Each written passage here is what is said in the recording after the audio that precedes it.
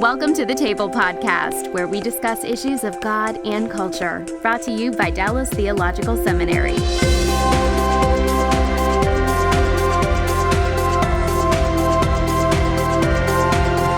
Welcome to the Table, where we discuss issues of God and culture. I'm Mikel Del Rosario, Cultural Engagement Manager here at the Hendrick Center, and our topic today is why people leave the church. And we're going to be talking with a deconversion expert. My guest today, coming to us via Skype from sunshiny Southern California, is John Marriott. John, good to have you on the show. Thank you. It's great to be here. I appreciate the opportunity. Yeah, John is the Director of Global Leadership and Partnership at Biola there at the Cook School, my alma mater. So good to see you and have you on the show.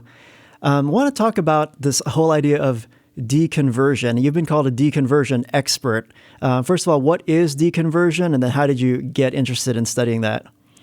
Yeah, it's a little bit ominous to be known as a deconversion expert, but I guess I'll take the title. I got interested because I was starting to work on a PhD here at Biola in intercultural studies, and I was looking at something to do with Buddhism. And I realized it was a challenge because it was almost an entire new language that I needed to learn, a whole way of looking at the world that I needed to educate myself in. And I had a conversation one night with a professor, and I was just sharing with him about a blog I had come across, and it was about people who had left their faith. And I was amazed at how many people had posted their narratives online about how they were once Christians and now they no longer were. And she said that that would make an incredible research project. And I said, do you think that's something that I could do for my dissertation? And she said, I think that that would be great. And so I started to look into it and became more intrigued. And that's eventually how I came to write my dissertation and then continued doing more research in that area. Did you have any personal experience with that? Like, was there a Christian that you knew who had deconverted? I did, and it made a real impact on me. It was in 1996. I was competing for an NCAA Division I track and field program, and we had gone to Florida State to compete in the Florida State relays. And I was doing the triple jump, which was my event, but I was having a really difficult time. I was not meeting the expectations of myself or the university, and I was feeling really dejected. And one day, one of my teammates came and said, "You'll never guess who's here." And it turned out that Jonathan Edwards, the world record holder in the triple jump from Great Britain, was at Florida State training. And Jonathan Edwards was a hero of mine because he was the contemporary Eric Liddell. He had missed competing in an Olympics and in a World Championships because of his conviction that he didn't want to compete on Sunday. A year earlier, he had broken the world record 3 times, and yet the British press thought that he was more impressive for his Christian testimony and the character of his life because they couldn't find any skeletons in his closet. And I was so impressed with him, and he did my event. He would have been the one person that if I could have talked to anybody in my struggle, it would have been him. And then providentially, here he is at the same track meet that I'm going to be at. And I went up and introduced myself. He invited me out for lunch. And he told me about how he wanted to go to Dallas Theological Seminary when he was done competing because he wanted to study Israelology. He wanted to do a systematic study on the nation of Israel. Several years later, I was on the internet and I was looking up Jonathan Edwards and wanted to know where he was now and what he was doing after he retired, and came across an article that said that he was now an atheist. And that really rocked my world. Wow. And that was probably in the background of also why I decided that this would be something to study. Well, you wrote your dissertation on the topic, and then you came out with a book called A Recipe for Disaster, which I have right here. And the subtitle is Four Ways Churches and Parents Prepare Individuals to Lose Their Faith and How They Can Instill a Faith That Endures. Be a little bit more specific about what you mean by those who lose their faith. How would you define that? Yeah, that's a really good question, and I appreciate you asking it. So In the book, I say that I'm coming at this from a more sociological perspective. I'm not coming at it from a theological perspective, because there are two sides, of course, as listeners will know, to the issue. Some people believe that a born-again believer in the family of God can lose their salvation, or can apostatize, can reject what they once believed and walk away, and go from being born again to someone who is reprobate. There are others who will say that this is impossible, and that if you truly are born again, that you will persevere to the end. I don't take a position on that in the book. What I do in the book is I interview people who once identified as Christians and had a clear Christian testimony, that were very committed to their faith, that were positions of leadership. Some were pastors, some were missionaries, and they came to the place where they no longer believed. They lost their faith.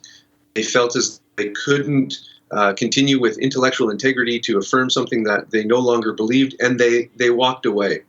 And I think it's important to say that regardless of whether these were folks who were once saved and lost their faith, or these are people who were never saved to begin with, the issues that I raise in the book are issues that I think that people of both theological persuasions need to hear, because even if you can't lose your faith, these kinds of issues are that set people up for a crisis of faith, inflict all kinds of people, even if it's not possible for one to lose their faith. And so, regardless of where one comes down on the issue, I think that the four ways that I lay out in the book are valuable for both sides there. So in your study, how large of a issue is this in America? We hear statistics like, 50% of Christian kids who leave the church will, who go to college will walk away. And what are the stats that you've actually uncovered that are substantiated? Yeah, it's always hard to know exactly, because the stats are never the same, and there's lots of people who are reporting on this, from the Southern Baptist to the Assemblies of God, Lifeway, UCLA, Fuller. All of them have different numbers, but they're all pointing in the same direction. For example, the Southern Baptist Convention a number of years ago said that between 70 and 88% of their young people will leave the faith and not return. The Southern Baptist Council has said that 88% of their young people, by the time they're 18, leave the church. Barna has reported that 61% of young adults who are now disengaged from the church once were very committed as teenagers. The Assemblies of God say that 67% of their young people who attend a public university will leave their faith after 4 years. The Fuller Youth Project says that between 40 and 50% of young people who leave university or who leave high school and go on to college struggle to retain their faith. Lifeway says that 70% of young people leave their faith after college, and only 35% of those return. And UCLA did a nationwide study several years ago asking freshmen what they identified as their religious identification. And of those who checked born again, by the time they left university 4 years later, 59% of them did not check born again at the end of their university experience. And so it's always difficult to know what the difference is between someone who says, I was a Christian and I'm no longer a Christian, or I'm just leaving the church. But all of the studies point in the same direction, that this is becoming a significant problem. So, of course, God knows people's hearts. We don't know people's hearts. And so you're looking at this from a sociological perspective of people who were active in church, people who had a Christian testimony as far as human beings can tell, who now no longer identify as Christian. Now, for those who have moved out of the church, have left the church, now identify as not Christian, are most of them atheists, agnostics? Are there other worldviews or religions that they gravitate towards? Yeah, it's hard to tell. Certainly we see an increase in those who would identify as nuns, the N-O-N-E kind of nun, that say, I no longer have any religious perspective.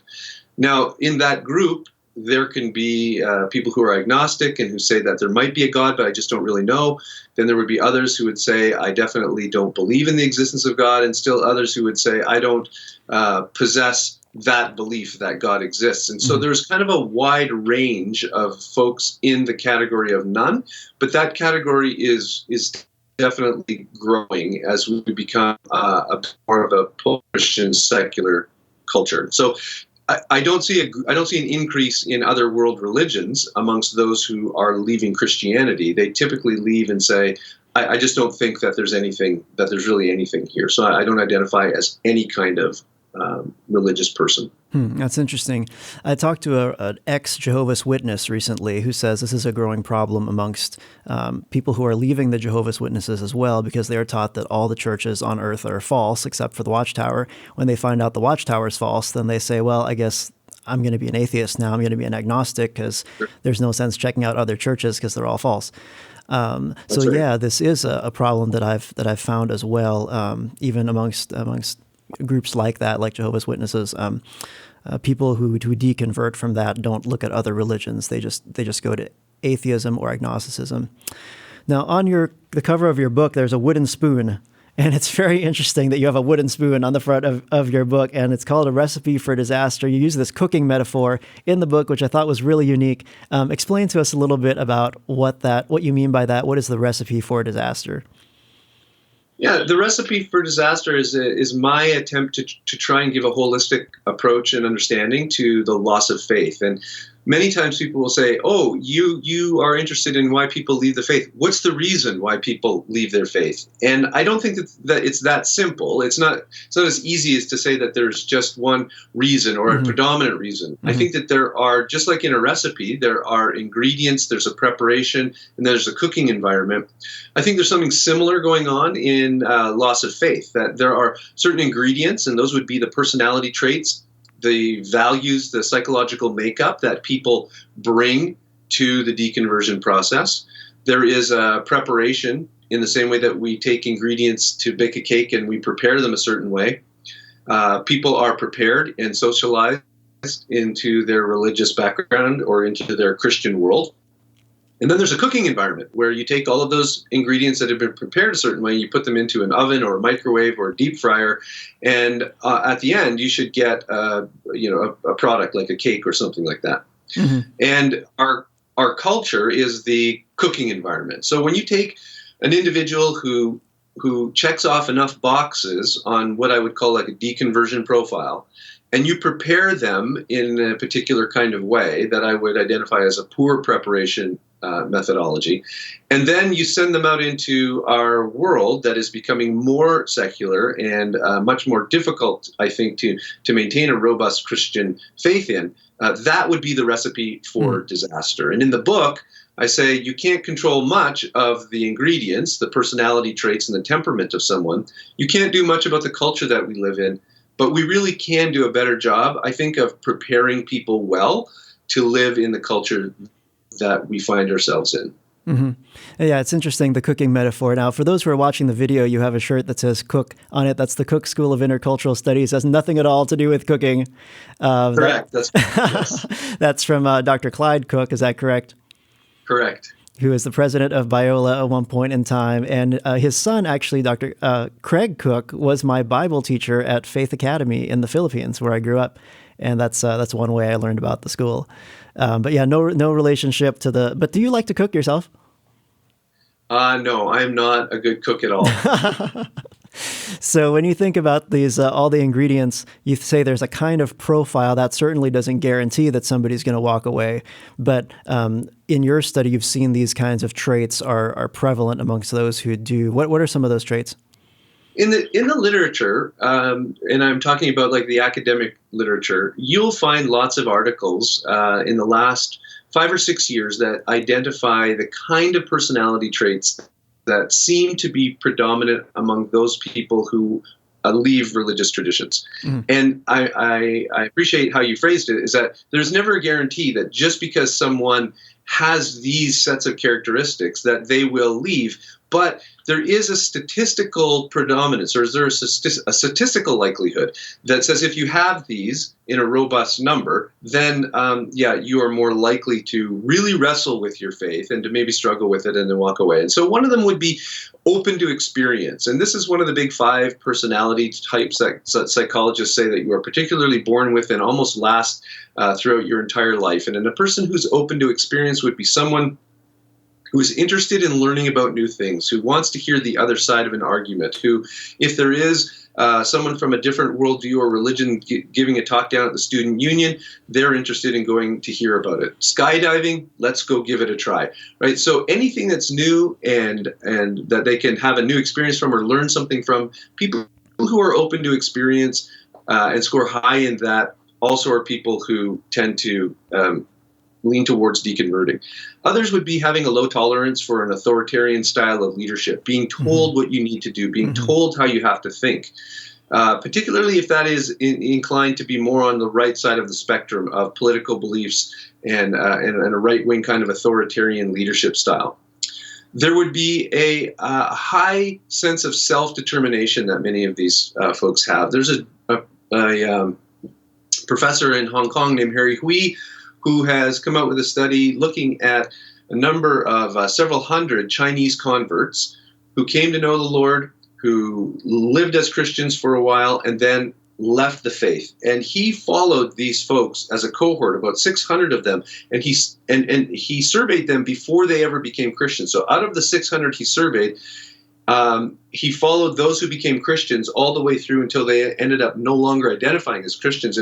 And one of the things that many of them had in common was that they had a high sense of self-determination, which meant that they needed to be in control, that they needed to be the captain of their own ship, that they didn't want anyone else telling them how to live. And that's fascinating to me because it seems like that was a character trait they had before they became Christians, while they were Christians, and when they left the faith. University educated is another one, people who have at least 1 year of university education. Scoring lower in benevolence and the care and concern for others, and then being particularly analytical and maybe being a little bit above average in intelligence and looking at things from a more analytical perspective. All of those character traits are ones that people who have left the faith seem to score high in to varying degrees. And then you talk about the environment when you have that kind of a person in an environment where you talk about being overprepared. Explain what you mean by that, how the church can sometimes over-prepare people for engagement with the broader culture. Over-preparation is a term that I use for really well-meaning and sincere folks who misunderstand and mistake their particular view or take or version of Christianity for Christianity itself. And then say that to be a real or genuine Christian, you must accept and affirm all of this or nothing at all. It's kind of an ultimatum. And if you don't accept all of it, then you're really not being a true follower of Jesus, because a true follower of Jesus believes the Bible. And this is what the Bible teaches. And it is this massive raft of beliefs where secondary and tertiary beliefs get elevated to the primary. And what ends up happening is, and I think that you've identified this even with your Jehovah's Witness friend that has left their faith, is that folks don't often think that maybe there are other perspectives out there that they can go to if they don't find this perspective of Christianity to be one that they can buy into. Now, I think that we always need to set the Bible up as our ultimate and final criterion for truth. But what happens in being overprepared is when doctrines get elevated to the essential level, and it's like a house of cards. And if you pull out one of those cards, the whole house will collapse. And some of those doctrines that people are told to believe and that if they're going to be true Christians that they have to affirm are ones that are really challenging and practices that are very narrow. And so in well-meaning, well-intentioned parents and church leaders passing on their faith often pass on way more than what is the essentials of Christianity and make it something that becomes a burden for them to bear. So confusing the secondary and tertiary things with essential things, or elevating those things, or confusing an interpretation of the text with the text itself. Yes. Then leads people to say, well, hey, if I was raised young earth creationist and I've come to believe that that's no longer a viable belief, and I believe something else, well, I guess all Christianity is false then. Jesus didn't rise from the dead, and there is no God. So is that kind of what you're saying? Yeah, absolutely. That is the primary example that I hear from people. Now, I think that young Earth creationism is a eminently justifiable biblical position, and so I'm not saying anything negative about that. But what I would say would be, when you make that a fundamental, essential element of the faith that must be true, because if it's not, then it becomes the one Jenga block on the that's holding up the rest of the tower. And I've heard this statement made by good folks in the young Earth creationist movement that says, if Genesis is not a literal 6-day, 24-hour creation period, then it is the foundation for the rest of the Bible. And if that foundation is gone, then the rest of the Bible also goes with it. And so all that needs to happen is for folks to get to the place where they say, I just don't think that that's true anymore. And if it's not true, then the rest of the Bible can't be true either. And so what am I left with? I'm left with either, I have no intellectual integrity and I keep trying to affirm something that I don't believe in anymore, or I have to have intellectual integrity and say, I can't believe it anymore. So they don't realize that there are other interpretations or other ways that they might understand the text that are broader, that are different, that are more flexible.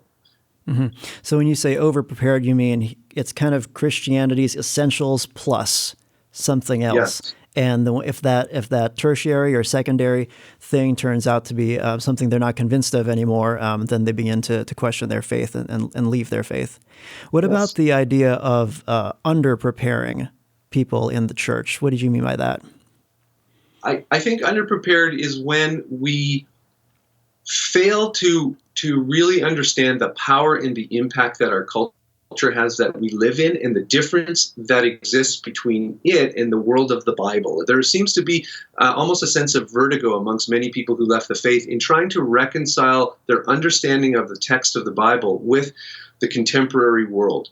The Bible is a book that's enchanted. It has all kinds of what we would consider, many people would consider today, mythical kinds of creatures, where there's talk of Leviathan, there are talking snakes, there's Samson killing 1,000 people with the jawbone of a donkey. There's all these fantastic stories, and yet we live in a world that is completely disenchanted. We don't live in a world where we appeal to God for why a drought happens, or we don't look necessarily for miracles in our world. We look to the scientific, to the technological. And in almost every area of our life, we are continually growing in every academic discipline that we study. So you start in kindergarten learning what the numbers are, and then by the time you're done your education at university, if you're good enough, you could do enough math to send a rocket into space and bring it back. Same thing with physics, and the same thing with history, the same thing with all the other disciplines. But unfortunately, when it comes to the Bible, almost all of our understanding gets left at an elementary school kind of a level. And it's very difficult to reconcile on Sunday, hearing about Adam and Eve and naked people and a talking snake in a garden, and then going off to UCLA on Monday and talking about mapping the human genome and how we're going to make cell phone technology even faster as we beam our voice invisibly out into space and bring it back. How do we bring these two worlds together in a way that it doesn't seem like there is a massive disconnect? And so there's genre issues, there's worldview issues that people have to wrestle with, and sometimes we're not preparing them for that. Is that what you're saying? Yes. Yeah. Okay, then you also talk about people who are ill-prepared and how we're ill-preparing people. What's the difference there? The difference would be ill-prepared is when people have, and I use the phrase in the book, that they're kind of half-baked. And a half-baked individual is one who has half the truth, but maybe not all of the truth. They've been given some information that's correct, but not all of the information. And it's not a well-formed biblical conception that they have. And that leads to a set of expectations and assumptions that often are unfulfilled. An example would be the concept that many believers would have of who God is. And they would know that God is loving, and that they would know that God is good, and that God is kind. And yet he allows very difficult things to come into their life. And when they have lived for him and they have tried to serve him and they've given their life for him, and then they say, well, wait a minute, why is this happening to me? Why is my child getting sick? Or why am I going through this financial problem where I'm losing my home? They say, this is not what I expected. This is not really the God that I was serving. Is this what I can expect from God? And the crisis of faith comes because there's a set of assumptions and expectations they have that God doesn't fulfill because the concept that they have of him has not been rounded out and fleshed out in a robustly biblical way. And so maybe even reading difficult parts of the Bible that weren't covered in Sunday school or from the pulpit give people a little bit of a worldview shock, saying, well, I thought God was all loving. How could he be angry in this passage? How could he wipe out these people? How much of the problem of evil, would you say, and suffering, that, like you were mentioning, how much of that really plays into the deconversion story of a lot of people that you've talked to? It plays in two ways. One is intellectual, and the intellectual problem of evil, I think, primarily is now focused on the problem of God in the Old Testament. I think that we see in the response of people like Pete Enns and Greg Boyd and others, the evangelical world has recognized that the outside world has exposed many in the church to these terror texts and some of the darker passages of the Old Testament that in the past we have either maybe ignored or skipped over or just have said, well, we're not really sure how to deal with this, but we just trust God. Where I think people like Dawkins and Hitchens and Sam Harris have really brought that to the fore. And now young people especially are saying, I didn't realize that this was in there. I didn't realize that Jephthah offered his daughter up as a sacrifice and God didn't stop it, and that God annihilated the Canaanites. And unfortunately, the word genocide gets misapplied to that passage quite often.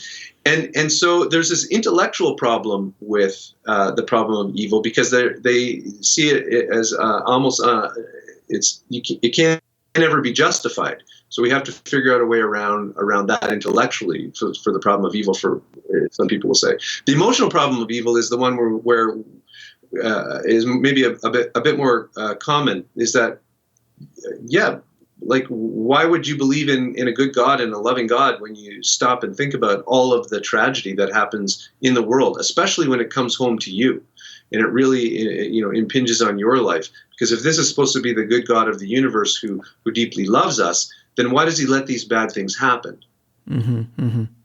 You mentioned this idea of false reciprocity in this idea that, well, I've been living for God, and why is this happening to me? We see that in Job, for example. We see that even with, Paul's life, and yet a lot of believers sometimes struggle with that. When it's your own personal self versus reading it in the Bible, or even if you have read those passages and understand, when it's your own personal self, that's an emotional problem that sometimes makes people question their faith and walk away. What would you say then churches can do to help people better be prepared for those kinds of existential crises? Well, one way I think is that we need to do a better job of setting expectations, and by really pointing out that throughout the Bible, you find God's people, some of God's all-stars like Jeremiah and the Apostle Paul, going through some really, really difficult experiences. Not just experiences at the hands of others, because I think that that's one way we can say, hey, I at least feel like I'm suffering for righteousness' sake here, or I'm being persecuted because I'm following Jesus. But there are lots of things that happen in the life of the Apostle Paul where if I was him, I think that I would be very frustrated with God, because there are some things that you would think that God could have intervened in his life and spared him from that are outside of the will of agents who are opposed to him. So, for example, he says, I spent 3 days and 3 nights in the deep. If I was living for God the way the Apostle Paul was, I would sort of expect that maybe he would get me out of sitting in the water for 3 days and 3 nights. And he tells Timothy to bring a cloak to him in prison because he's cold, right? these are just small things, but there are lots of inconveniences and hardships that God's people go through that are in the text, and that Jesus even says, I tell you these things in advance so that when they happen, that your faith won't fail, John 16. Mm-hmm. I think that we need, especially as it becomes more difficult to live a full public Christian life in the United States, I think that it's helpful to highlight those things, that God's people are not immune to suffering and hardship, and that he does not always intervene, and that he does not necessarily owe us anything because we have been faithful to him for X many years. Mm-hmm. Yeah, though the Bible is very, very real when it comes to evil and suffering, and Jesus does say, in this life you will have trouble. Not the favorite, Bible memory verse people like to crochet on their babies' blankets, but yeah, but the Bible is very, very real when it comes to that. Well, what would you say, I'm thinking about some of our viewers and listeners now, what would you say to a Christian parent who has a high schooler, who has maybe a first-year college student, who says, hey, we raised our child in the faith, they believe the Christian worldview is true, and they just don't want to be Christian anymore. They just don't want to be a part of the Christian life. How would you counsel a parent to begin to engage their child that way?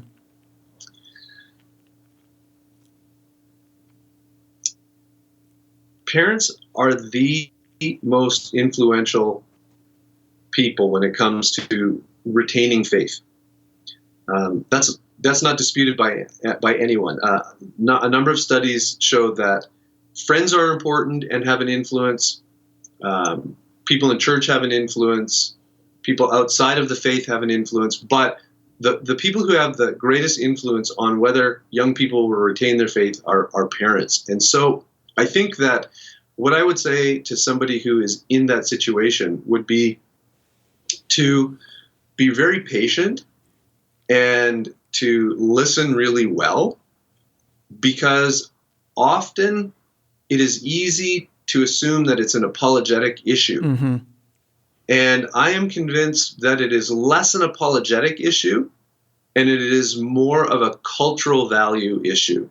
What I mean by that is Jonathan Haidt has written a book. He by his own definition or his own self-description is an agnostic Jew liberal. So he says, I'm not a Christian, I'm not a theist, and he teaches at NYU. And he has argued that when it comes to many of the disagreements that we have over religion and politics, that we tend to think that the arguments are going on at this level up here, at the sort of the cognitive level of the reason level. He says, no, they generally are anchored in some deep value. Yeah. And it's that value where you need to get down to and find out what it is that young people are finding so distasteful about the Christian worldview or the Christian life or living as a Christian. And that value is often the result of and has been embedded in them by the culture that we live in. I had a student ask me if he could talk to me once after a talk I gave about Christmas. And I said, sure. And I thought we were going to talk about Christmas or something like that. And he said, can I talk to you about homosexuality? And I said, sure. And he said, and he pointed to his head and he said, up here, I know that the Bible says it's wrong and I believe that it's wrong. Then he said, but down here, and he pointed to his stomach, he said, I just don't know how I can say that because I don't feel that it's wrong. I think that it's intolerant, and I think that it's unfair, and I think that it is suppressing people's right to be who they are. So for him, the issue wasn't what he intellectually thought, it was this value that he had embedded in him, and that has come directly from the culture that he's a part of. I would encourage parents who are in a situation like this to really listen well, to try and engage, to not immediately jump to try and solve the problem and answer the questions, but to listen and to love and to pray and to continually model their faith well. Mm-hmm. How much does disappointment with God play into the deconversion stories that you've worked with in your study? It's hard to know. That's a good question because if you listen to enough deconversion stories long and you listen long enough and you hear people talk about their disappointment with God, you start to wonder whether or not they have actually become either atheists or agnostics, or they are just, and I mean this sensitively, throwing almost an adult temper tantrum, where they still believe in God, but they're very angry with him, and they're not going to give him what he wants, which is maybe worship or acknowledgement. Mm-hmm. And I think that disappointment with God plays a big role in that, because they feel a sense of betrayal from God. They expected that he would provide them with a spouse, or that he would give them their job, or that because they had sacrificed and gone to the mission field for them, for God, and had given their life for him, that God would give them the child that they always desired. And when God doesn't do that, they feel like, I'm kind of angry at you, and maybe you're not really there. Mm-hmm. Mm-hmm. Now, would it be any different if you were talking to, there are a number of pastors who watch the show, who listen to the show, if you were talking to a pastor who is concerned about somebody on their staff, or even themselves working in the church, who are kind of wrestling with this and considering leaving the church, difficult as it is because they just can't believe anymore, what would you say to them? Well, the first thing I would do is I would listen. I try and listen really well. Mm-hmm.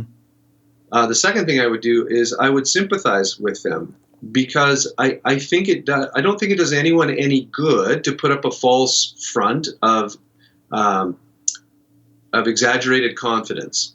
So, for example, while I think that there is enough reasons for a hope worth acting on, I don't have absolute certainty or 100% confidence that what I have committed my life to is true in some sort of, with some apodictic certainty. Right? I think that faith is being able to have enough reasons to act on and to continue to go forward in a trust kind of a manner. So I would want to hear where they're coming from, and I would be able to. I would want to empathize with them in that struggle. I would also say that it's probably important to step back and maybe to evaluate and to ask some important questions, like, what are some of my assumptions? What are some of my expectations that I have, and are they reasonable?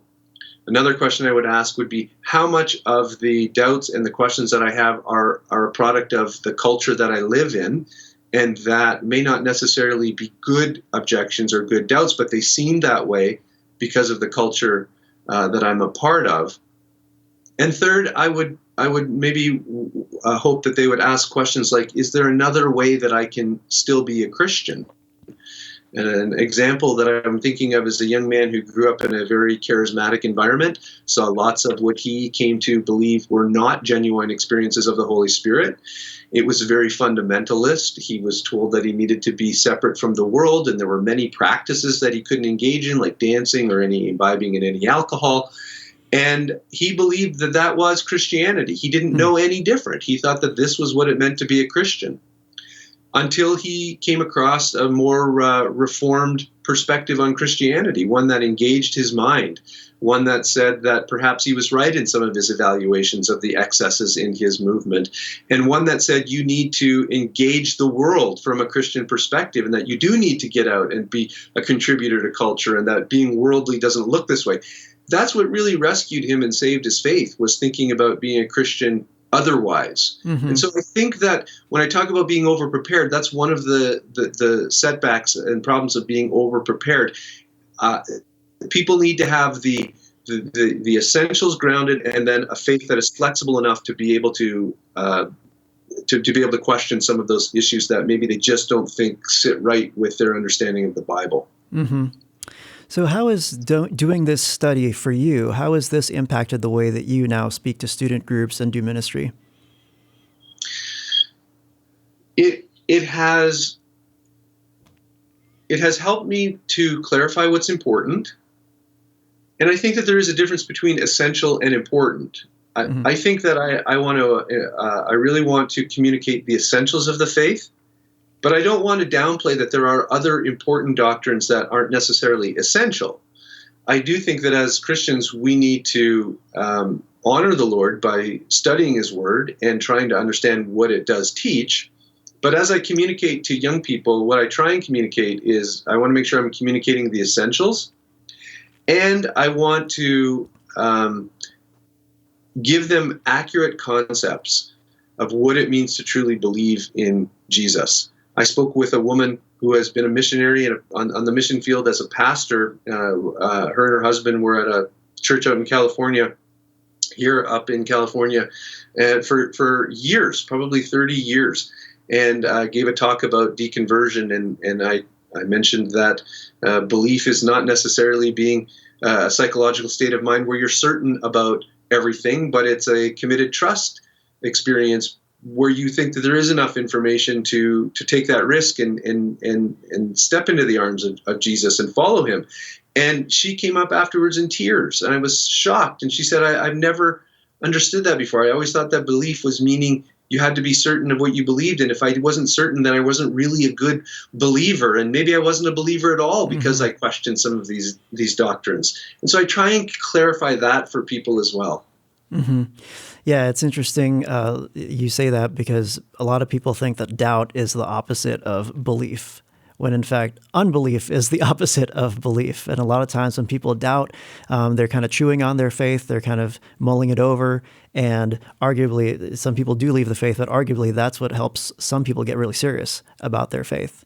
I know in my life in college, that's what happened to me, is just kind of mulling over, do I really believe this? And I think a lot of Christian students have to go through that, where for the first time they're out of their parents' house. Am I going to go to church today or not? I don't have to. Nobody's making me, right? We all have to come to those points in our lives where we make our faith our own. Well, what's the number one takeaway that you got from doing your study? The number one takeaway was surprising, and it ended up being the title of my dissertation, and the title was "The Cost of Freedom." Because after listening to and interviewing a lot of people who are professed former Christians, and reading narratives online, and there are lots of narratives online, and I would encourage people, if they feel as though they can do so without it being too much of a stumbling block, to read some of those, because it will help you get an idea of where people are often coming from. For some, it's really clear. You'll say, I don't think that this person really understood the gospel message. For others, it's not so clear. They were involved in full-time ministry for years. But the number one takeaway was that regardless of how difficult it was in losing their faith, in losing their community, in losing their identity, and losing their metaphysical kind of map of reality, for almost every person that I interviewed, it was worth it, they said, because of the freedom that they found in shedding the Christian faith. Now, that should tell you something about what often motivates deconversion. It is a particular kind of Christian faith that doesn't match up with the words of Jesus, who says that, I've come that they might have life more abundantly. And if the Son sets you free, you will be free indeed. And that my yoke is easy and my burden is light. Somewhere along the way, they were told, and they were indoctrinated or socialized into a version of Christianity that was burdensome, that weighed them down, and that became intolerable. And that is sometimes the result of an excess number of beliefs that they had to affirm, and sometimes it's that combined with many practices that they either had to do or that they had to shun. And so when someone says that they feel freer now than when they came to Christ, that's a real red flag as to the kind of faith that they had bought into. Well, can you tell us a story of not only deconversion, but of someone who actually came back into the church after a period of wandering away? Yes, I can, and I'm glad that you asked that, because I'd rather end on a positive note than a depressing kind of a one. Darren Raspberry is, for the listeners, is someone that they should look up, because Darren is a young man who was a believer and then left the faith. Now, again, when I say believer, I say he identified as a believer. I'm not sure whether or not he was truly born again, but he would have said that he was a committed believer. Left the faith, and then moved into not just a position of saying I'm a nun or I'm an agnostic. He was a very committed atheist. he was part of a group called Debunking the Bible online. John Loftus, who is also someone who identifies as a former Christian and is now a very strong antagonist towards Christianity, and has written a number of books against the Christian faith and why people should leave the Christian faith, has a website called Debunking the Bible. And Darren worked for him for years. I believe it was about 15 years that he was an online atheist apologist. But eventually he said that he came to the point where he could no longer, with integrity, deny some of the things that he was experiencing and coming across in his life, both academically, intellectually, and emotionally and personally, and realized that maybe the story that makes the better sense of reality is not the one that he was living in now, but the one that he had left behind. And he revisited his Christian faith, and he started thinking about it more from more of an academic, intellectual perspective, and eventually came to the place where he said, I'm really pretty committed now to the idea that God exists, and I'm also pretty committed to the idea that he walked the earth in the person of Jesus. Now, he will say, I'm not sure what I think about things like inerrancy and who all the authors of the Bible are, but he would now identify as a Christian and a genuine follower of Jesus once again. And he is one of a number of people who have left the faith and then have returned. And so I want to encourage listeners who know someone who has left the faith, have a family member who has left the faith, that there is a difference between Judas and Peter. Peter denied Jesus 3 times, and eventually he returns. Judas doesn't. And people are like books. Until the last chapter is written, we really never know how they're going to end. And so I want to encourage our listeners that just because someone has moved away from their faith does not mean that that's the end of the story. Yeah. That's a great story. Thanks for sharing that. Yeah, for those of us who we have people in our lives who we're praying for daily, I'd say don't give up. Keep praying for them. God hasn't given up on them, and God loves them more than we do. So thank you so much for taking the time to be with us on the show and sharing with us, John. Thank you. Oh, you're very welcome. I appreciate it. And if anybody would like to get in touch with me, you can get in touch with me through my website, which is www.johnmarriott.org, which is 2 R's and 2 T's, or www.losingmyfaith.org. And I am happy to talk with people who are believers who are really wrestling with their faith and who are struggling and trying to maintain it. I resonate with that, and I can appreciate where they're coming from. And for those who are trying to think well about how we disciple and socialize the next generation into the faith so that they have a faith that endures, I'm also happy to engage in conversations about that as well. All right. Well, thanks so much, John. And we thank you so much for joining us on the table today. If you have a topic that you would like us to consider for a future episode, please email us at thetable@dts.edu. That's thetable@dts.edu. And we hope that you will stay with us, and we'll see you next time here on The Table, where we discuss issues of God and culture. Thanks for listening to the Table Podcast. For more podcasts like this one, visit dts.edu/the table. Dallas Theological Seminary. Teach truth, love well.